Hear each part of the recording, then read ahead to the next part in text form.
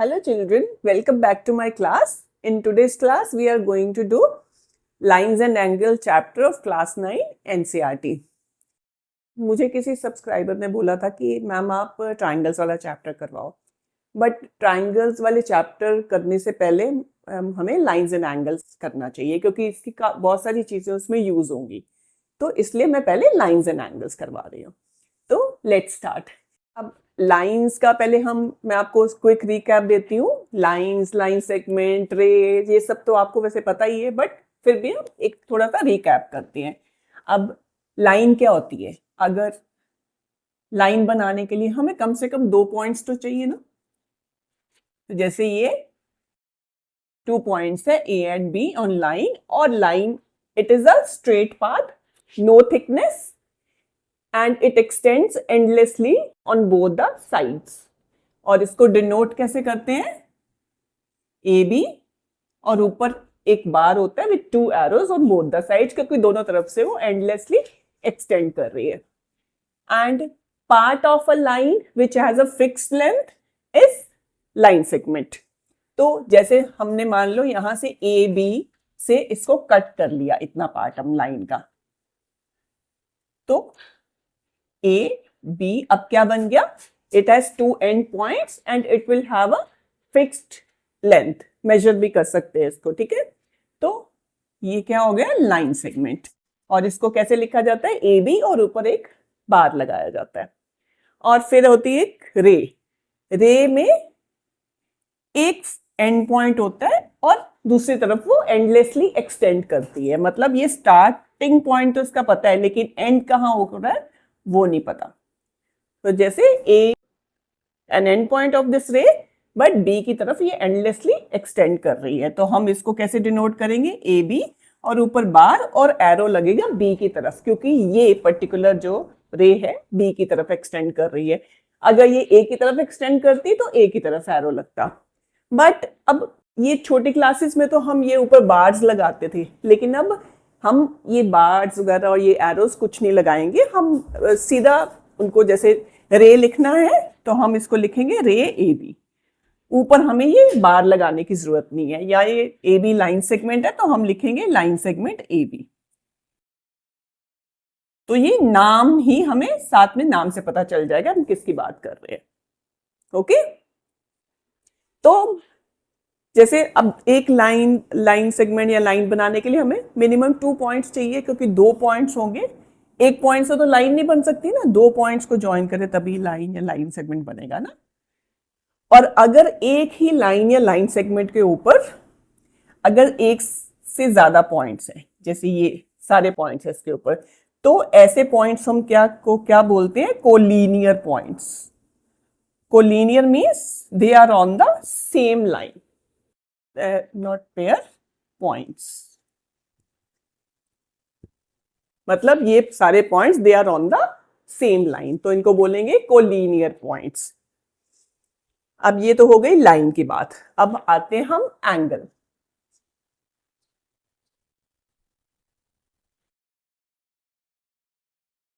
अब अगर 2 लाइंस या रेज सेम पॉइंट से स्टार्ट होती है, मान लो ये this is ray A B and this is ray A C, ठीक है। They have same starting point A, तो ये क्या बनाएंगी? ये एक एंगल बना रही है यहाँ पे। ये इस एंगल को हम कैसे लिख सकते हैं? We can write it as angle C A B या angle B A C. C A B और एंगल बी ए सी। और ये दो ए बी और A C, they are called arms of the angle. ये भी arm है angle के, और ये भी इस एंगल की एक आर्म है। तो एक एंगल की कितनी? 2 आर्म्स हो गई। एंड ये जो पॉइंट है जहां पे जो कॉमन एंड पॉइंट है दोनों रेस का, that is called vertex of angle, ठीक है। This is called vertex of the angle. तो अब तो ये हो गया बेसिक कि एंगल होता क्या है। अब there are types of angles. अब एंगल्स को मेजर किया जाता है डिग्रीज में, वो सब आपको पता है, आप पहले भी कर चुके हो। तो कौन कौन से टाइप के एंगल्स होते हैं? जैसे अगर जो भी एंगल का measure is between 0 degree and 90 degree, तो ऐसे एंगल को बोलते हैं हम acute angle. If an angle measures exactly 90 degree equal to 90 degree, so this is called right angle. Okay. If an angle is greater than 90 degree and less than 180 degree, that is called obtuse angle.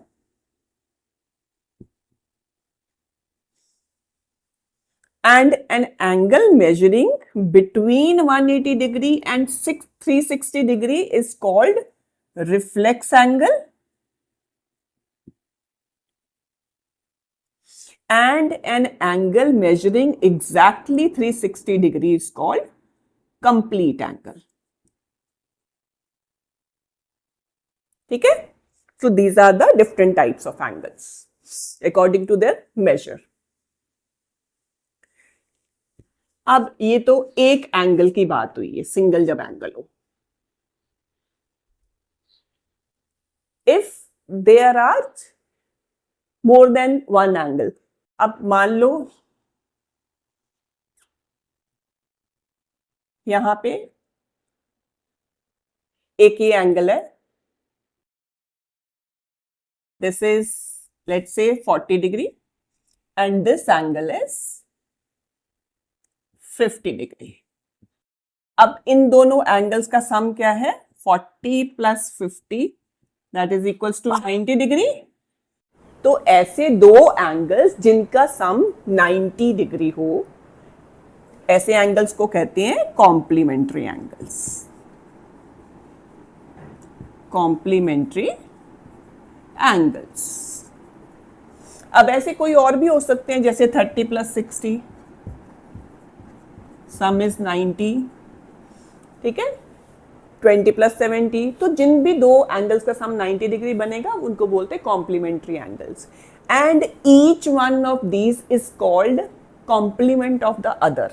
मतलब जैसे 40 है, 40 is complement of 50. क्यों? क्योंकि 50 में 40 add करेंगे तो 90 बनेगा. ऐसे ही 50 इज कॉम्प्लीमेंट ऑफ 40, क्योंकि उसमें ऐड करेंगे तो वो 90 डिग्री बनेगा. So each one is called complement of the other angle.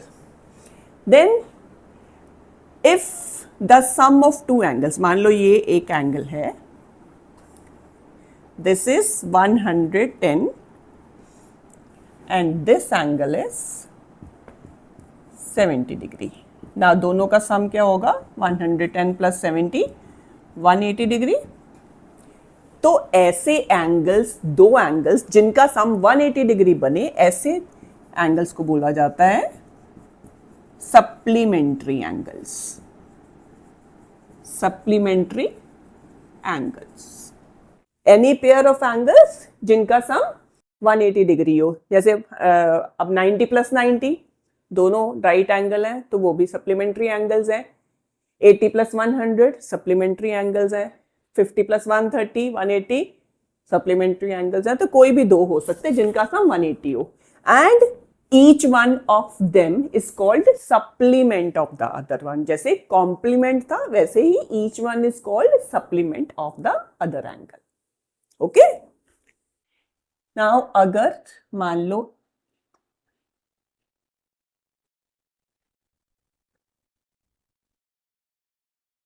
ये एक पॉइंट है ए जो वर्टेक्स है एंगल का, B, this is C and this is D. अब यहां पे एक एंगल बन रहा है ए वर्टेक्स पे, सी ए बी, एंड दूसरा angle is D A C. ठीक है, दो एंगल्स हैं ए पे. अब ये दोनों एंगल्स की, सी ए बी की दो आर्म्स हैं A C and A B, and DAC की दो आर्म्स है AD एंड AC. अब AC इसका मतलब दोनों की कॉमन आर्म है, दोनों की आर्म है AC. ये वाली बीच वाली आर्म तो दोनों की कॉमन है ना, तो दिस इज कॉमन आर्म. लेकिन AB अलग है इसकी आर्म, और उधर दूसरी आर्म DAC की क्या है? AD. तो ये AB और AD क्या हो गए? दोनों की नॉन कॉमन आर्म. अब ऐसे एंगल्स, दो angles which are starting from the same point and they have one common arm and non-common arm lies on opposite side of the common arm. कि ये भी कह सकते हो कि दो ऐसे एंगल्स जिनकी common arm non common arm के बीच में हो, तो ऐसे एंगल्स हम क्या बोलते हैं? Adjacent angles. एडजेसेंट का मतलब ऐसे क्या होता है? साथ साथ वाले, तो पड़ोसी हैं ये बिल्कुल। मतलब ये उसका घर है डीएसी का, ये सीएबी का घर है, और दोनों की ये वाली दीवार कॉमन है। ठीक है, कॉमन दीवार बीच में है दोनों की, है ना? तो ये एंगल्स क्या होंगे? Adjacent angles.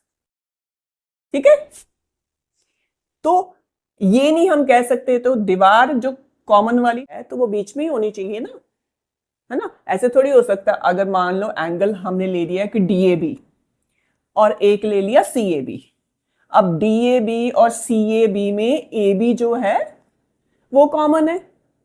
अब ए बी कॉमन जो है, कॉमन वाली जो दीवार है वो साइड में तो नहीं हो सकती ना। अगर दो पड़ोसी हैं उनकी कॉमन दीवार बीच में होनी चाहिए ना। एक का घर इस तरफ होगा, एक का घर दूसरी तरफ होगा, कॉमन वाली दीवार बीच में होगी। ठीक है, तो ऐसे ही बीच में वो दीवार होगी तभी वो एडजेसेंट एंगल्स होंगे। ठीक है, so these are the adjacent angles. अब फिर से हम एडजेसेंट एंगल्स की बात करते हैं, पर कौन से? ऐसे ही यही एंगल्स को मैंने क्या किया, जो एडी है उसको मैं यहां से उठा के एडी इस तरफ आ गया। ठीक है, ये था ए, पहले तो एंगल सी ए बी बना लेते हैं। यही था ना एंगल सी ए बी हमारा, एंगल। ठीक है, ये है सी ए बी, यही बना दिया। लेकिन जो डी यहां पे था, मैंने वो वाली एडी जो उसकी आर्म थी वो मैंने यहां पे ले आई हूं कि वो ए की लाइन में आ गई ए बी के साथ, ये। ठीक है,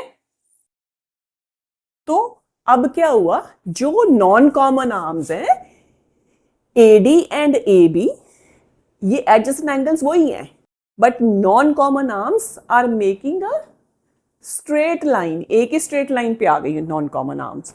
तो ऐसे एंगल्स, एडजेसेंट एंगल्स जिनकी नॉन कॉमन आर्म्स एक स्ट्रेट लाइन बनाती हैं, ऐसे एंगल्स को हम बोलते हैं लीनियर पेयर। Linear pair. और लीनियर पेयर का देखो, लीनियर पेयर है तो मतलब ये एक ही लाइन पे है, तो कौन सा एंगल बनाएंगे दोनों मिलके? 180 डिग्री स्ट्रेट एंगल। तो लीनियर पेयर का सम हमेशा क्या होता है? 180 डिग्री स्ट्रेट एंगल। ओके, सो ऐसे एडजेसेंट एंगल्स को बोलते हैं लीनियर पेयर। तो ये भी बहुत ज्यादा यूज होगा रिजल्ट। ओके, तो ज्योमेट्री बेटा ऑल अबाउट ऑब्जर्वेशन। ऑब्जर्व करो और लिखो। जितना आपका ऑब्जर्वेशन अच्छा होगा उतना आप अच्छा कर पाओगे ज्योमेट्री में, और 9th में तो बहुत ज्योमेट्री है। और जितना, और ऑब्जर्वेशन कैसे अच्छा होगा? Practice practice and practice. Practice करो, जितनी प्रैक्टिस करोगे उतना अच्छा कर पाओगे। एंड आई एश्योर यू कि आज की इस क्लास में आपको लाइंस एंड एंगल्स बिल्कुल अच्छे से समझ आएगा, एक भी डाउट नहीं रहेगा। और लेकिन सिर्फ सुनने से बेटा मैथ्स नहीं होता, मैथ्स में तो प्रैक्टिस ही चाहिए। जब तक आप खुद हाथ से नहीं करके देखोगे क्वेश्चंस, तब तक आप नहीं कर पाओगे। और जितने ज्यादा क्वेश्चंस करोगे उतना ज्यादा मैथ्स अच्छा होगा।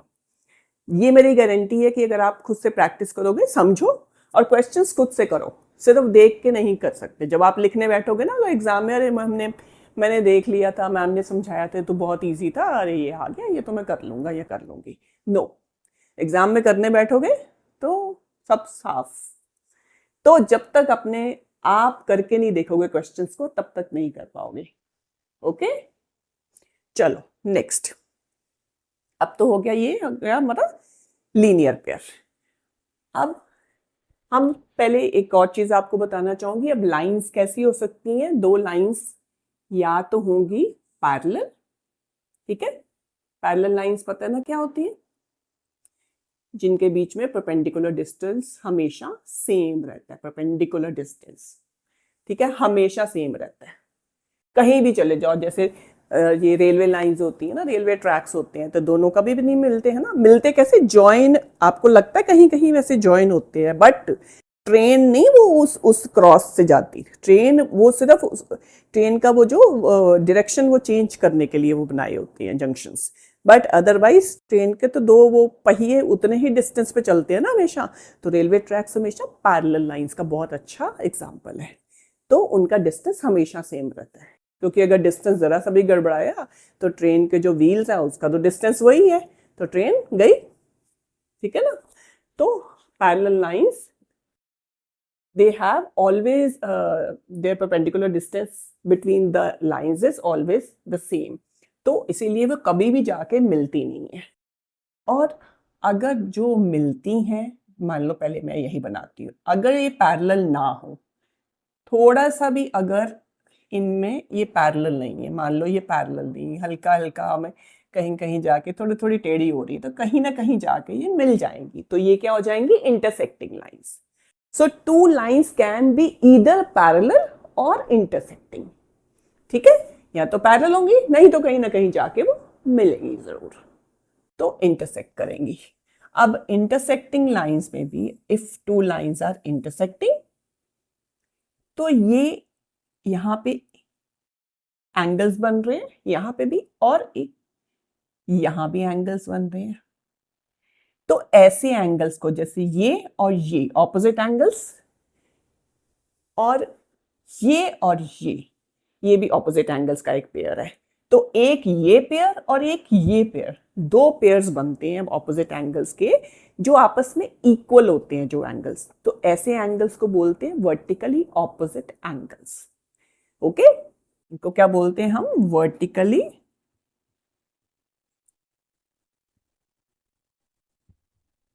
opposite angles, and there are two pairs of vertically opposite angles, एक ये और एक ये पेयर, ठीक है। अब दो एक्सियम्स दिए हुए हैं आपकी बुक में, एक्सियम 6.1, अब ये एक्सियम 6.1 क्या कहता है, if a ray stands on a line then the sum of two adjacent angles so formed is 180 degree. अब पहले इसका मतलब क्या है, पहले वो समझते हैं। If a ray stands on a line, मतलब एक लाइन है, उसके ऊपर एक रे है, स्टैंड कर रही है, ठीक है, तो the sum of two adjacent angles so formed, तो दो एडजेसेंट एंगल्स जो बन रहे हैं इससे, उनका सम 180 डिग्री है। ये आ गया ना वही चीज जो हमने पहले पहले आपको बताया, एडजेसेंट एंगल्स जब बनते हैं और नॉन कॉमन आर्म जो एक लाइन बनाती है, तो they form a linear pair, और लीनियर पेयर क्या है जी, स्ट्रेट एंगल होता है वो बनाते हैं, तो दैट इज 180 डिग्री, तो वही चीज है ये। तो ये हम रिजल्ट यूज करेंगे क्वेश्चंस में भी, ठीक है, कि लीनियर पेयर बनता है यहाँ पे जो 180 डिग्री होता है। तो इसको एक्सियम्स को हमें प्रूव करने की जरूरत नहीं है, you just have to remember this result, ठीक है। ये एक्सियम 6.1 है, फिर एक्सियम 6.2 है जो इसी का कॉन्वर्स है। अब वो क्या कहता है कि इसी से करते हैं, if the sum of two adjacent angles is 180 degree then the non-common arms of the angles form a line। तो वही चीज, if two adjacent angles का sum 180 डिग्री गिवन है, यहां पे क्या था कि एक लाइन दी हुई थी, उसके ऊपर एक रे थी, और बोला था कि अगर ऐसा हो तो एडजेसेंट एंगल्स का सम 180 डिग्री होता है।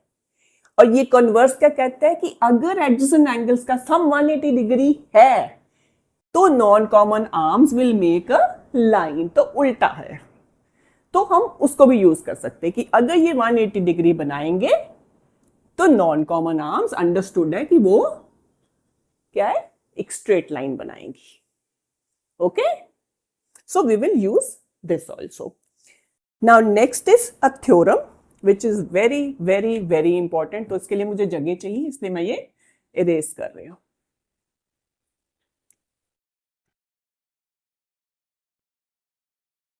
नाउ ये थ्योरम कहता है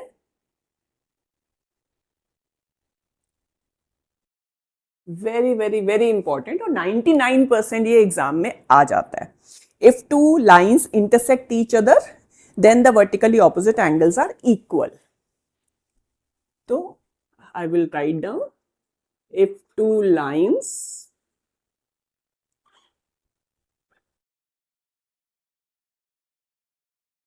intersect each other.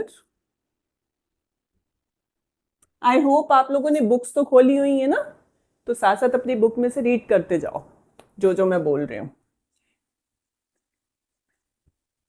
Then the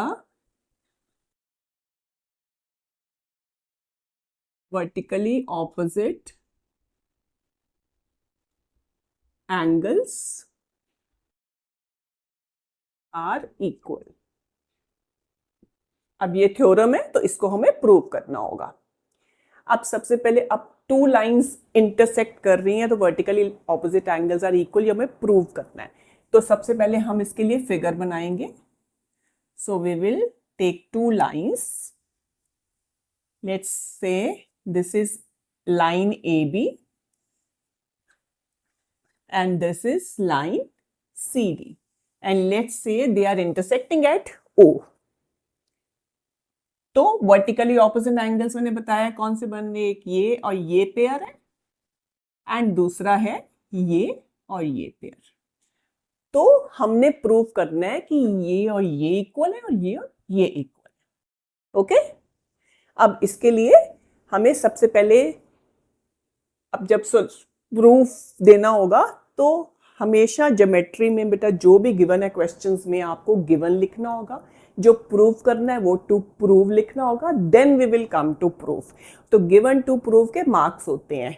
एक तो लिखना वैसे भी जरूरी है, मार्क्स भी होते हैं. दूसरा उससे आपका आधा क्वेश्चन तो वैसे ही आपका सॉल्व हो जाता है, आपको एकदम समझ आ जाता है कि क्या करना है. ठीक है. तो first of all we will write what is given. Now given क्या है. अब गिवन ये है वैसे if two lines intersect each other, तो हम ये नहीं लिखेंगे कि ये तो वेग है बिल्कुल. उसको देख के हमने जो अपनी फिगर बनाई है हम अपनी फिगर के अकॉर्डिंगली यहां लिखेंगे कि हमने हमारी फिगर के अकॉर्डिंगली किया. अब टू लाइंस है यहां, लेकिन हमने कौन सी लाइंस ली, क्या नाम लिया उनका, उसके अकॉर्डिंगली लिखेंगे. तो कैसे लिखेंगे हम गिवन. तो हम लिखेंगे lines A B and C D intersect at O. Two lines intersect each other. हमने बना दी कौन सी दो लाइंस ए बी और सी डी और कहाँ इंटरसेक्ट कर रही है वो हमने बता दिया. ठीक है. तो ये तो हमें गिवन है. उसके बाद क्या है, then the vertically opposite angles are equal, ये हमें प्रूव करना है. तो टू प्रूव क्या आएगा. अब ये नहीं लिखेंगे फिर से कि vertically opposite angles are equal, हम अपने फिगर के अकॉर्डिंगली लिखेंगे हमें क्या प्रूव करना है. तो हमें प्रूव करना है कौन से वर्टिकली ऑपोजिट एंगल्स है, AO D and CO B, ये एक इक्वल करना है, और AO C and DO B equal करना है. Okay. So we have to prove that angle AOD is equals to angle COB and angle AOC is equals to angle DOB. Okay. अब हम आज गए प्रूफ पे. अब प्रूफ कैसे करेंगे. We will take this line AB and OD is standing on AB. अब ये जो हमने एक्सियम पहले वाला मैंने आपको बताया था ना, if there is a line and a ray standing on it then the adjacent angles form a linear pair, या एडजेसेंट एंगल्स का सम 180 डिग्री होता है, तो वो ही हम यहाँ पे यूज करेंगे. So we are taking line OB and OD is standing on it. So line AB and OD stands on it. ठीक है. ये तो गिवन है हमें. Therefore angle AOD plus angle DOB is equals to 180 degree. क्यों? Because they are making adjacent angles और linear pair बन रहा है क्योंकि ये एक लाइन है नॉन कॉमन आर्म से। सो लीनियर पेयर, और इसको हम ले लेते हैं 1। Now similarly, now we are taking this line CD and OB stands on it. तो फिर इन दोनों का सम 180 डिग्री होगा। तो सिमिलरली दो पैरेलल का साइन और LY लगा देते हैं। Similarly line CD and OB stands on it.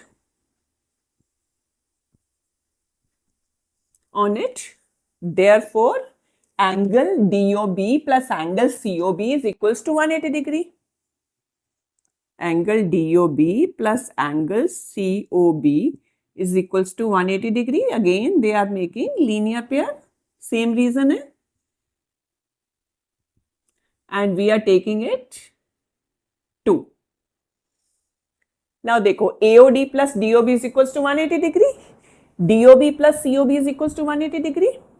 तो अगर इन दोनों का सम इक्वल टू 180 डिग्री है तो वो दोनों आपस में भी इक्वल होंगे, है ना। So from 1 and 2 angle AOD plus angle DOB is equals to angle DOB plus angle COB। ठीक है, इक्वेट कर दिया हमने लेफ्ट साइड, क्योंकि राइट साइड इक्वल है तो लेफ्ट साइड भी इक्वल होगी दोनों की।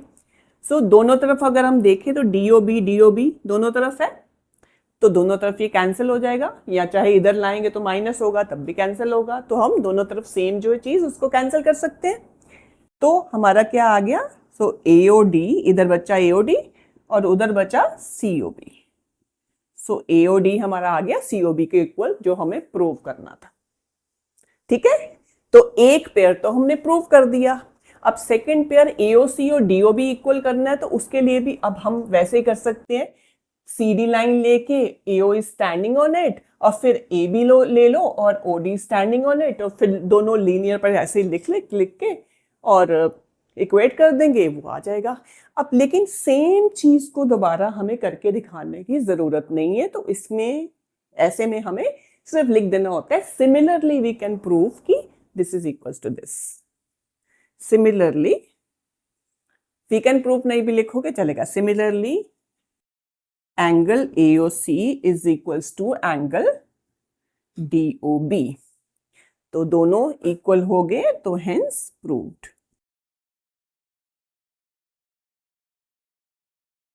Okay, so and this is very important, again I am telling you,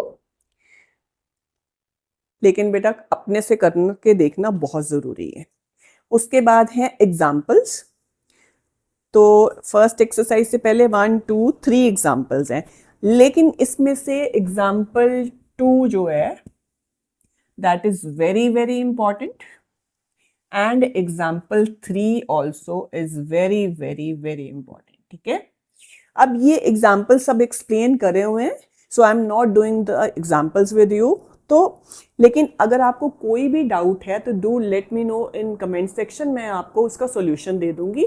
और अगर नहीं आपको चाहिए कि मैं यहाँ वीडियो में समझाऊं, तो I can make a separate video examples also, तो do let me know in comment section. ठीक है, so now we will go to exercise. Now exercise 6.1,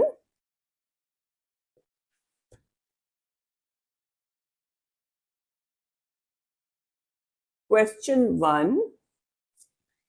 बेटा अपनी बुक में से देखते जाओ, I am making the figure first, फिर मैं समझाऊंगी आपको।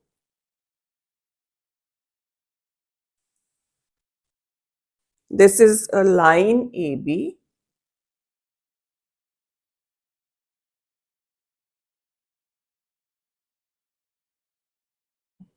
another line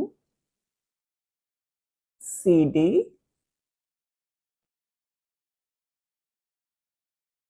is intersecting AB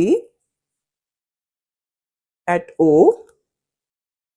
and here's another line ray OE.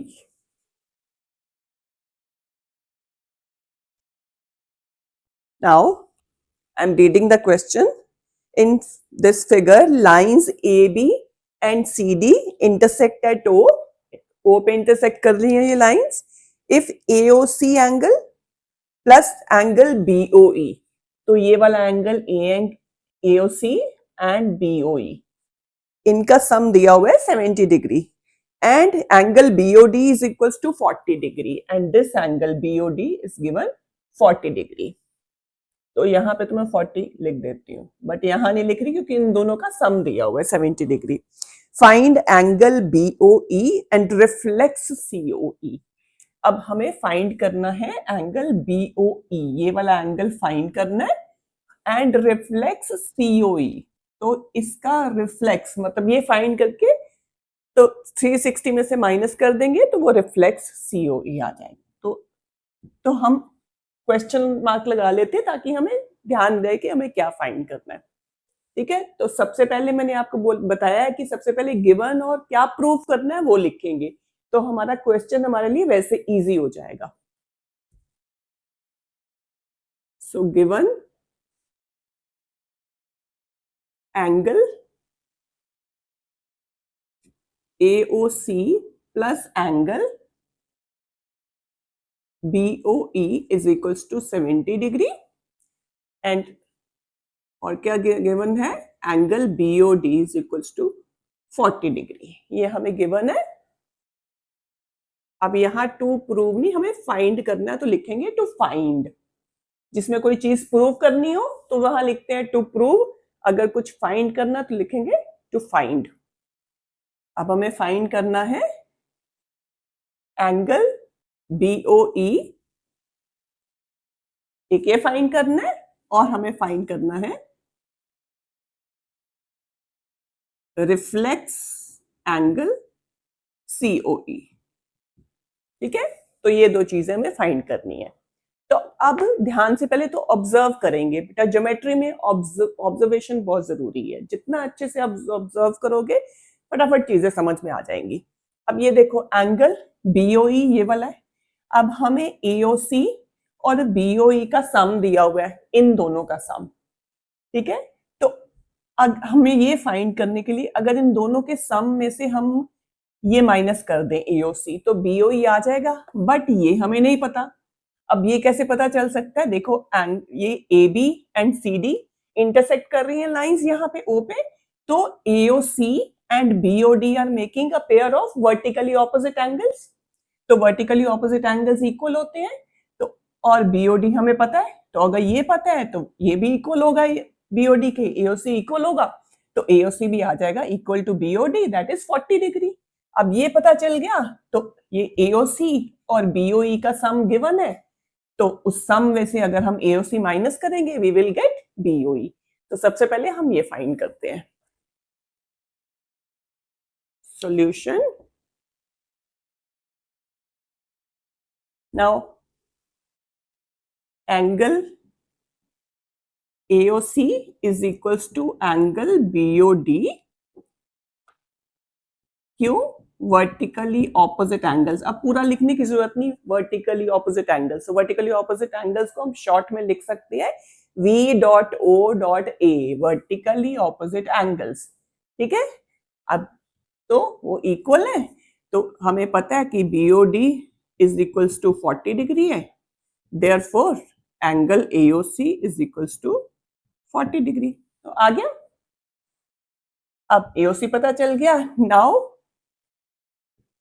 Angle AOC plus angle BOE is given 70 degree.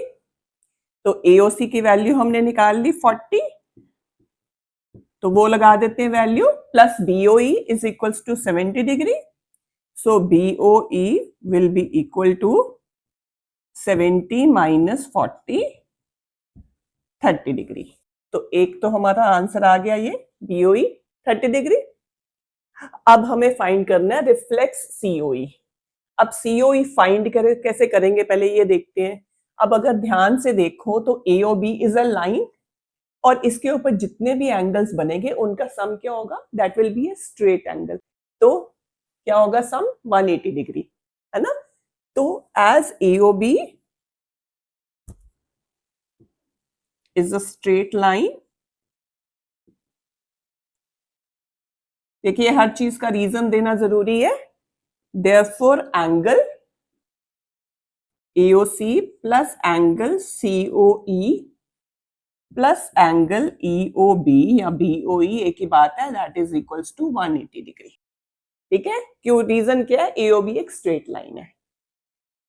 Now AOC हमने ये फाइंड कर लिया है 40 डिग्री प्लस COE हमें फाइंड करना है प्लस EOB या BOE हमने अभी फाइंड की है 30 degree, that is equals to 180 degree. Now 40 plus 30 ये 70 हो जाएगा. तो COE, चलो पहले एक स्टेप लिख लेते हैं, नहीं भी लिखोगे तो सीधा भी लिख सकते हो 180 माइनस 70 उधर. तो that is equals to 180 degree. So COE is equals to 180 minus 70, 110 degree. अब ये COE तो आ गया, बट हमें फाइंड करना है रिफ्लेक्स COE. तो अगर COE 110 डिग्री है, therefore reflex angle COE is equals to 360 degree minus 110 degree. So this will be 250 degree. So angle reflex COE क्या आ गया? 250 degree. So this is how we can do this. Now question number 2 is, again पहले figure बनाते हैं.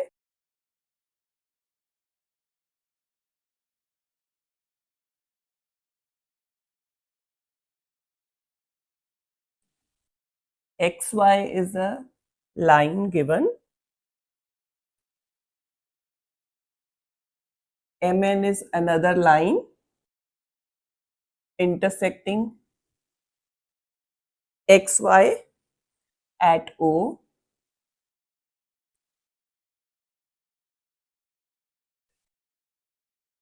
And OP is a ray perpendicular to XY. Okay, और ये angles के measures दिए हुए हैं, मतलब डिनोट करे हैं. A, this is angle B and this is angle C. Now reading the question. Lines XY and MN, XY and MN they intersect at O. इस पॉइंट पे इंटरसेक्ट कर रहे हैं. इफ एंगल POY कौन सा angle है? ये वाला. ठीक है, 90 डिग्री का है. तो this is equals to 90 degree, ये वाला angle. And A is to B, तो ये दोनों एंगल्स का रेशियो दिया है 2:3 है. Find angle C. ओके, तो ये हमें फाइंड करना है. तो पहले हम गिवन और टू फाइंड लिखते हैं. Given is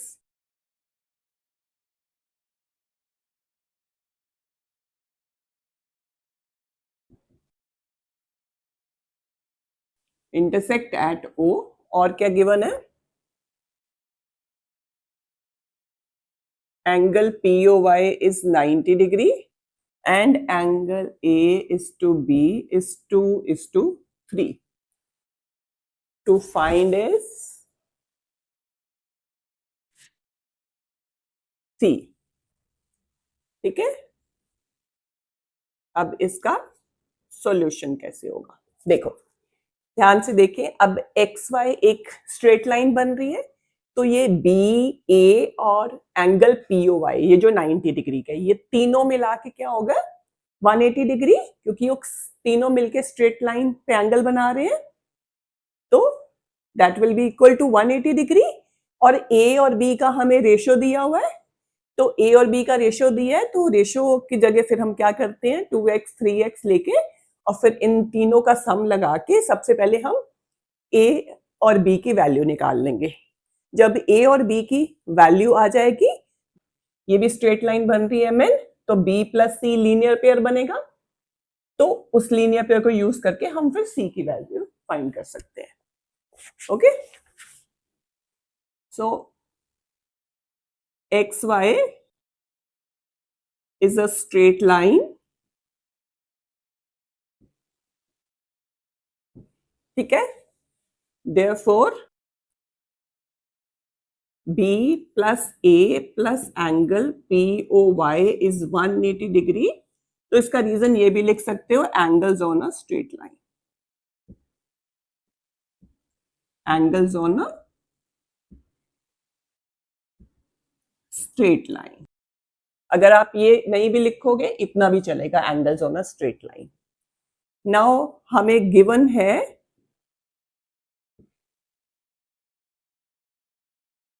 A is to B is 2:3. So let A and B be 2x and 3x। ये पता है आपको, जब भी रेशियो में कोई दिए हुए कुछ भी क्वांटिटीज तो हम उनको वेरिएबल के साथ ले लेते हैं and we can find their value. तो देयरफॉर अब ये b की जगह लगा देंगे हम 3x plus 2x plus POY की वैल्यू क्या है 90, that is equals to 180 degree. So 3x plus 2x will be 5x plus 90 degree is equals to 180 degree.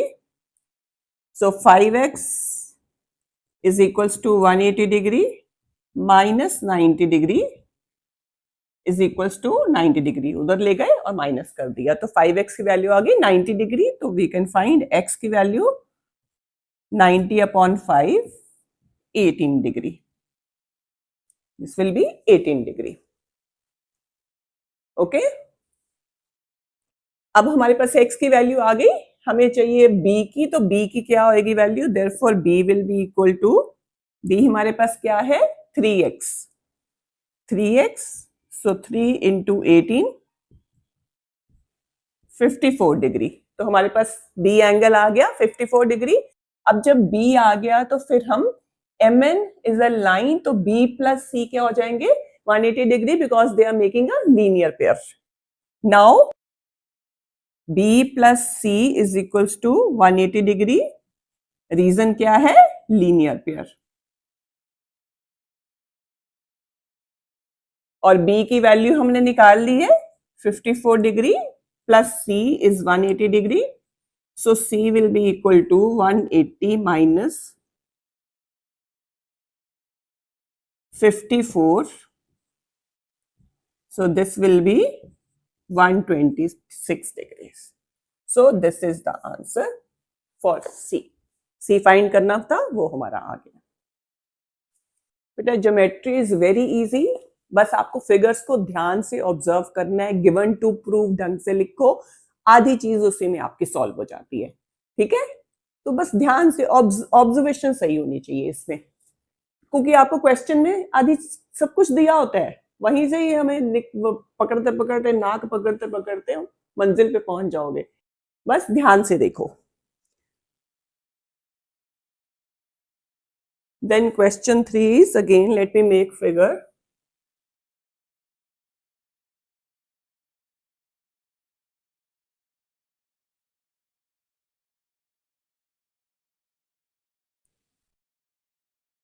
अब नीचे एक लाइन है ये एस टी और ये एक ट्रायंगल दिया हुआ है पी क्यू आर। अब क्वेश्चन क्या कहते हैं देखो, अब क्वेश्चन कहता है angle P Q R is equals to angle P R Q. मतलब ये पी क्यू आर ये एंगल है और पी आर क्यू ये वाला एंगल है, तो ये दोनों इक्वल दिए हुए हैं। तो मैंने एक सिंगल लाइन लगा दी, इक्वल है तो। Then prove that angle P Q S, ये वाला angle, is equals to angle P R T. तो हमने ये प्रूव करना है कि ये एंगल और P R T angle equal है। तो देखो, देखने से पता चल रहा है ये दोनों इक्वल हैं तो ये इक्वल होंगे। यस, देखो क्योंकि ये एंगल पी क्यू एस और पी क्यू आर ये दोनों मिला के क्या बनाएंगे, लीनियर पेयर।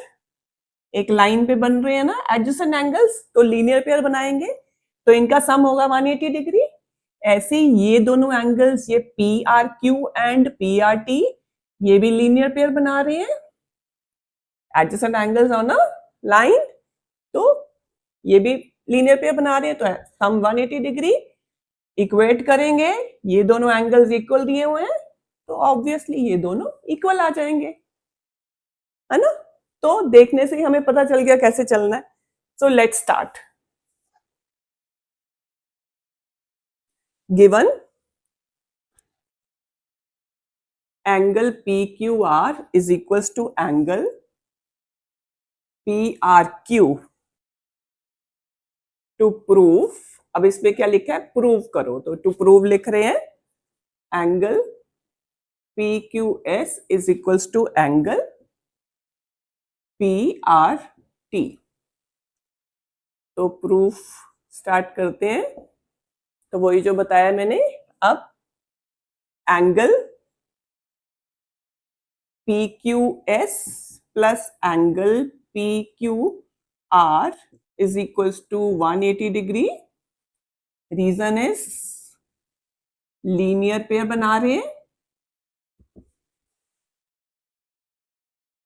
ऑल्सो एंगल वैसे वो P R S plus angle P R T is equals to 180 degree. They are also making linear pair.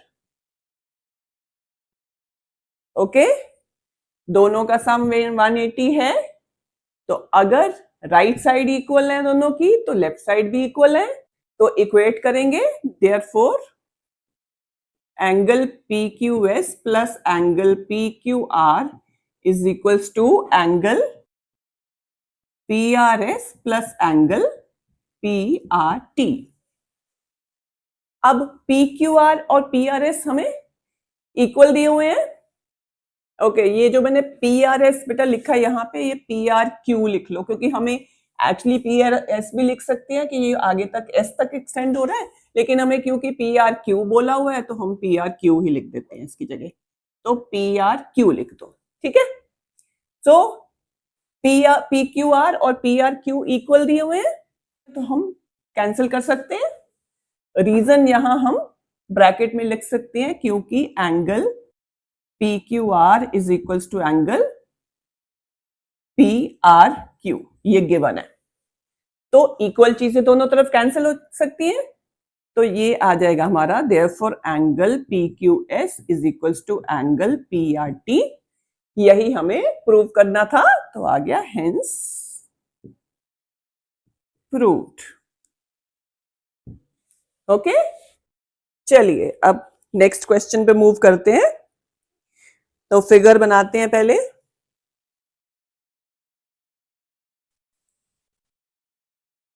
ये एक लाइन दी हुई है ए बी,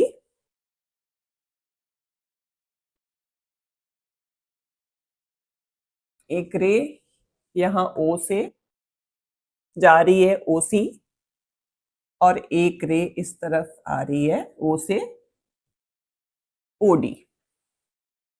ठीक है, अब ये एंगल्स हमें दिए हुए हैं x, this angle is y, this angle is z, और ये वाला एंगल गिवन है डब्ल्यू।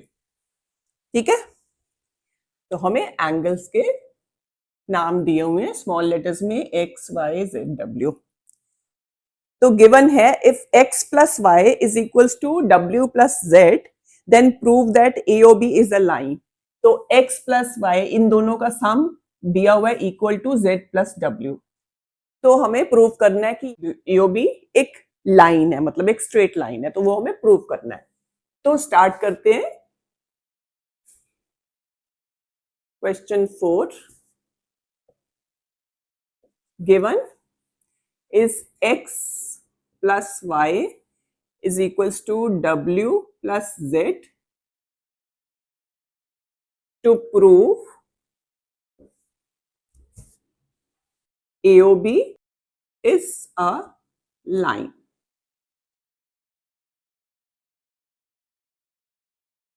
अब ये कैसे करेंगे, देखो, अब इसको जरा ध्यान से देखो।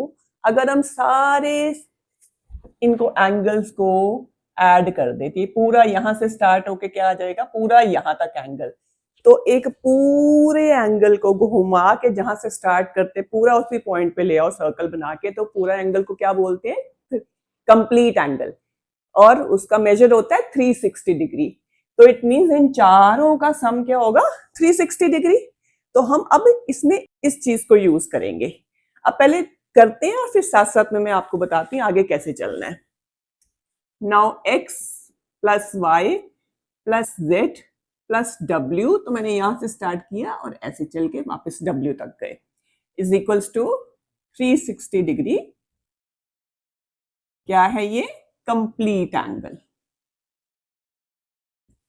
ओके, नाउ हमें गिवन है कि x plus y is equals to डब्ल्यू प्लस जेड, ये गिवन है, ठीक है। तो इट मींस अगर ये दोनों इक्वल हैं तो हम w प्लस जेड की जगह भी x प्लस वाई यूज कर सकते हैं। तो देयरफॉर x प्लस वाई और w प्लस जेड या z प्लस w एक ही बात है, उसकी जगह भी हम लिख देते हैं x प्लस वाई, ठीक है ना, क्योंकि दोनों का सम इक्वल है, is equals to 360 degree. So it means 2 times x plus y is equals to 360 degree. So x plus y is equals to 360 upon 2, 180 degree. तो x प्लस वाई अगर 180 degree आ गया, इट मींस x और y मिलके क्या बना रहे हैं, linear pair. अब लीनियर पेयर कब बनता है, कि जब दो एंगल्स, एडजेसेंट एंगल्स जो है, उनकी नॉन कॉमन आर्म्स जो है स्ट्रेट लाइन बना रही है, तभी लीनियर पेयर बनता है ना। तो अगर इन दोनों का सम 180 डिग्री है, as adjacent angles x and y are making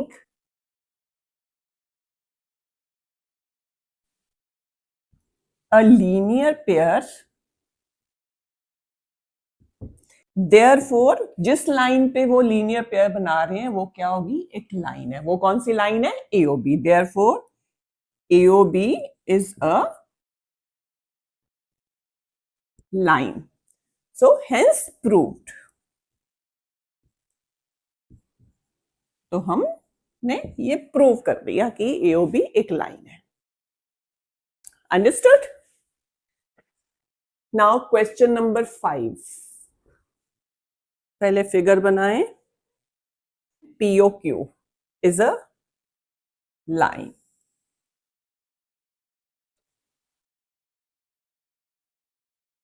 PQ और इसके बीच में पॉइंट है O।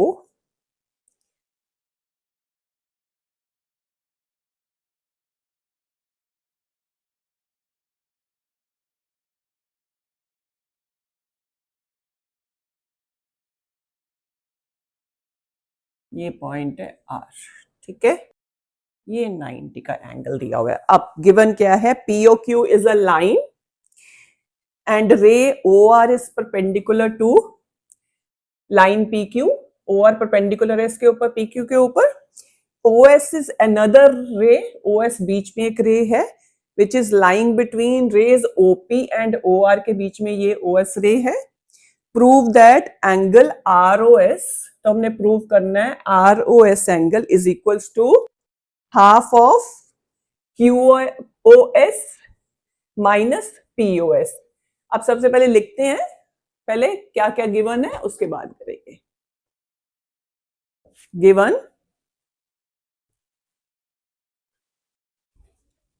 गिवन क्या है, अ लाइन POQ, OR इस परपेंडिकुलर का साइन लगाना है, पूरा नहीं लिखना, to PQ, OS is a ray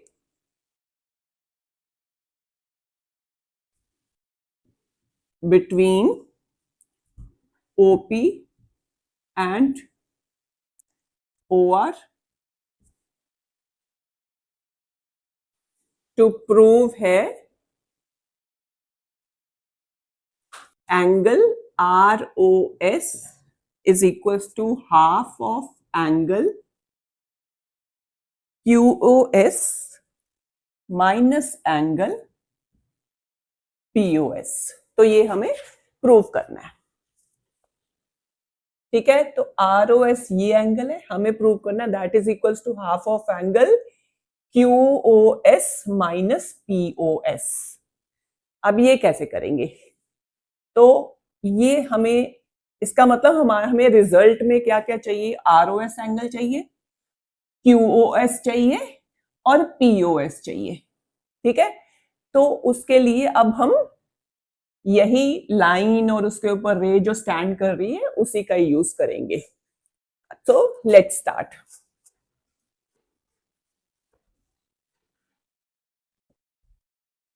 अब देखिए, now angle ROQ is equals to 90 degree. Why? क्योंकि OR is perpendicular to PQ, तो ये एंगल हो जाएगा 90 का। So angle ROQ is equals to 90 degree. Why? OR is perpendicular to PQ. अब this angle POR plus ROQ will be equal to 180 degree. तो they are making a linear pair, ये वाला POR और ROQ मिला के। तो दोनों adjacent angles है on a straight line। तो angle POR plus ROQ is equals to 180 degree. They are making a linear pair, ठीक है। एंड ROQ हमारा 90 का है, therefore angle POR plus 90 degree is equals to 180 degree. So angle POR is equals to 180 degree minus 90 degree. तो ये भी आ जाएगा 90 डिग्री। तो इट मींस एंगल POR और ROQ दोनों इक्वल हैं 90 डिग्री के। So angle POR is equals to angle ROQ is equals to 90, है ना। अब POR इसको ब्रैकेट में लिख लो क्योंकि हमें इसको यूज नहीं करना।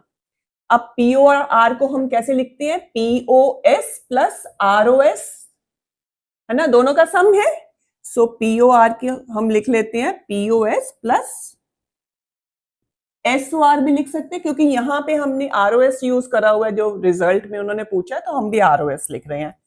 इज इक्वल्स टू, अब ROQ को हम कैसे लिख सकते हैं? ROQ can be written as QOS, ये पूरा एंगल, उसमें से अगर हम ROS माइनस कर दें तो वो आ जाएगा ROQ, ठीक है।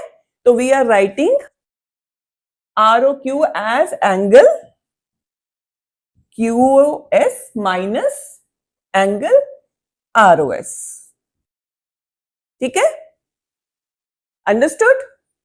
सो अब ROS इधर ले आते हैं और POS को उधर ले जाते हैं। सो ROS और ये इधर आ गया plus ROS is equals to QOS और POS उधर जाके हो जाएगा माइनस का minus POS। ROS plus ROS will be 2 times ROS, that is equals to angle QOS minus angle POS. So ROS will be equal to half of QOS minus angle POS. तो यही हमने prove करना था, तो hence proved, ठीक है,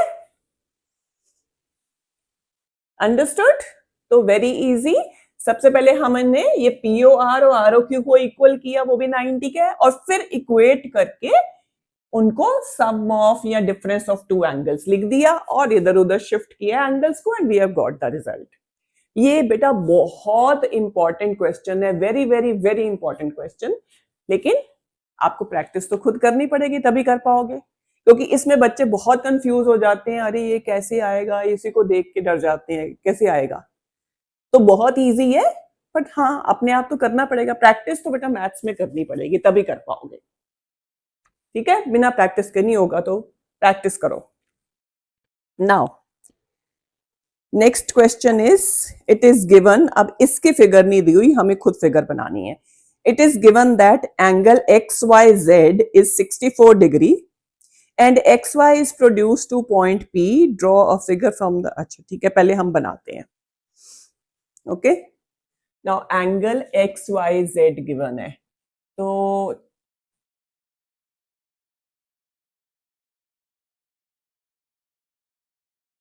और x Y को प्रोड्यूस किया है, तो हम इसको ले लेते हैं, यहां से एक्स स्टार्ट करते हैं, एक्स वाई जेड. ठीक है, X Y Z is given 64 degrees and X Y is produce to point P. इसको आगे प्रोड्यूस किया है पी तक. ड्रॉ फिगर वो कर ली हमने. If ray Y Q bisects angle Z Y P, अब जेड वाई पी ये वाला एंगल है और एक रे है Y Q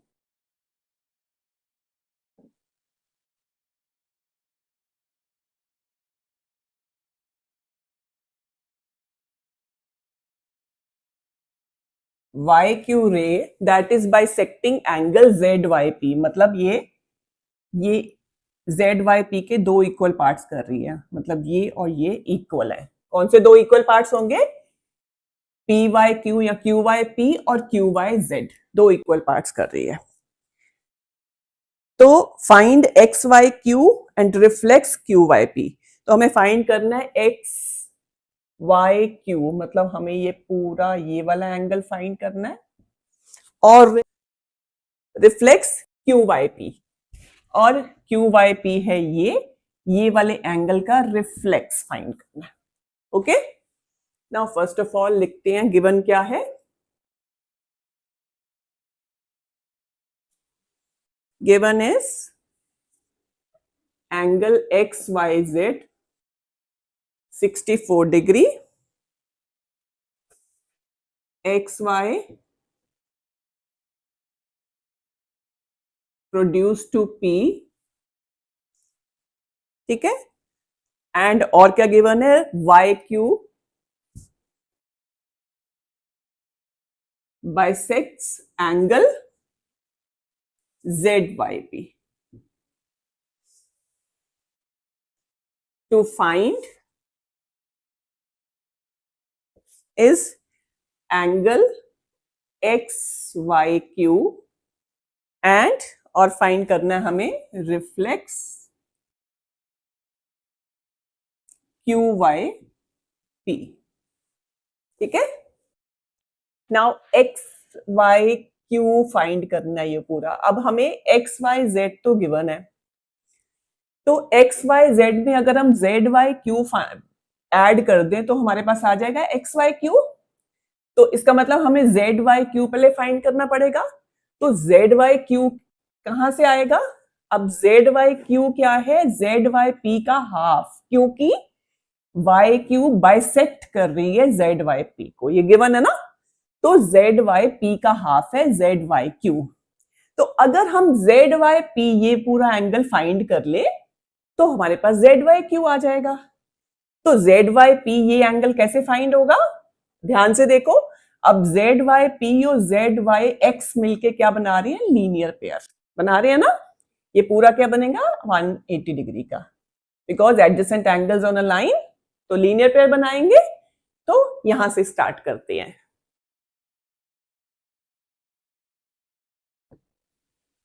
now angle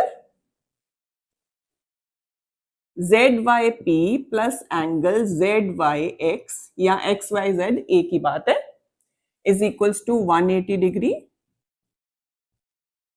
they are making a linear pair.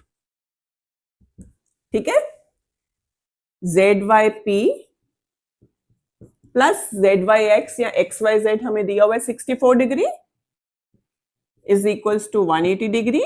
So Z Y P is equals to 180 minus 64 degree, तो ये आ जाएगा हमारा 116 डिग्री. ठीक है, तो जेड वाई पी आ गया हमारा 116 डिग्री. तो अगर जेड वाई पी 116 है तो जेड वाई क्यू क्या होगा? Half of Z Y P. क्योंकि Y Q is bisecting angle Z Y P, therefore angle ZYQ that is equals to angle Z, half of angle ZYP. Reason देना पड़ेगा, YQ bisects angle ZYP. Okay, so ZYQ आ जाएगा half of ZYP हमने निकाला है 116, so this will be 58 degree. Okay, so ZYQ आ गया हमारा 58 degree. Now ZYQ आ गया तो हम इजीली फाइंड कर सकते हैं XYQ. So XYQ is equals to XYZ plus ZYQ.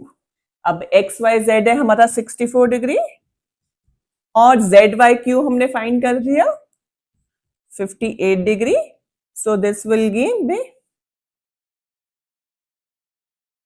122 degrees. तो आ गया हमारा XYQ आ गया 122 डिग्रीज. ओके, तो एक तो हमारा आंसर आ गया. अब सेकंड फाइंड करना है हमने रिफ्लेक्स QYP का रिफ्लेक्स. अब जितना ZYQ है उतना ही QYP होगा ऑब्वियसली, क्योंकि जो YQ है वो ZYP को हाफ में डिवाइड कर रहा है, तो ये दोनों एंगल्स इक्वल है. तो ZYQ तो हमने फाइंड किया 58 डिग्री, तो उतना ही XYP होगा. तो फिर उसी का रिफ्लेक्स फाइंड कर लेंगे 360 में से माइनस करके. So let's do it. Now angle QYP is equals to angle ZYQ is equals to 58 degree. Reason लिखते हैं क्योंकि YQ bisects एंगल ZYP. तो दोनों एंगल्स ये इक्वल होंगे, तो हमारे पास QYP भी आ गया 58 degree. Therefore reflex QYP will be equal to 360 degree minus 58 degree. So this will be 302 degrees. So ये एक हमारा दूसरा वाला एंगल आ गया. And that's it. Understood? And this is also a very very important question. बहुत important question है, ध्यान से करिए. बहुत इजी है, बहुत ही इजी क्वेश्चन है, बस थोड़ा सा ध्यान देने की जरूरत है. ठीक है, so this was the last question of this exercise. So this is all for today's class बेटा. क्योंकि ये चैप्टर तो भी आगे बहुत सारा है, तो एक ही वीडियो में करेंगे तो आप भी बोर हो जाएंगे, बहुत लंबा वीडियो हो जाएगा. ये पार्ट 1 है और इसके बाद आगे भी वीडियोस होंगे और पूरा कंप्लीट चैप्टर में आपको वीडियोस में दूंगी ये वाला. आप लोग सारे वीडियोस जरूर देखना, लेकिन इस वीडियो में सिर्फ इसी एक्सरसाइज तक है. ठीक है, तो इसके बाद नेक्स्ट वीडियो आएगा इसका. तो पार्ट 1 पार्ट 2 देखते हैं, 2 या 3 पार्ट्स में जितने में भी हो पाएगा. तो सारे वीडियोस लेकिन अवेलेबल होंगे, तो you can see all those videos. Okay, if you like my video do like, subscribe and share with your family and friends. Thank you बच्चों. और कोई भी डाउट है तो कमेंट सेक्शन में लिखिए, सारे आंसर्स मिलेंगे. Okay, thank you.